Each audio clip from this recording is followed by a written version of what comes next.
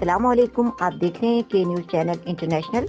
खबरों का सिलसिला जारी रखते हुए अब रुख करते हैं शेखुपुरा का, जहां से हमारे ब्यूरो चीफ ताहिर खान की रिपोर्ट के मुताबिक डीपीओ शेखुपुरा जनाब गुलाम मुबशिर मेकन की हिदायत के मुताबिक जराइम पेशा अफराद के खिलाफ कार्रवाइयाँ जारी हैं। इस सिलसिले में जराइम में मुलव्वस अफराद के खिलाफ स्पेशल सर्च ऑपरेशन किया गया है, जो बखी के एरिया में कार्रवाई करते हुए 3 अफराद जिनमें आकाश इमदाद हुसैन और मतलूब हुसैन शामिल हैं के कब्जे से 3 पिस्टल 30 बोर बरामद करके मुताबिक कानून कार्रवाई अमल में लाई गई। डीएसपी सदर सर्कल जनाब इमरान अब्बास की जेर निगरानी होने वाले इस स्पेशल सर्च ऑपरेशन में सर्कल की नफरी के अलावा एलीट फोर्स को भी शामिल किया गया। मजीद हसास इदारों से भी मदद ली गई।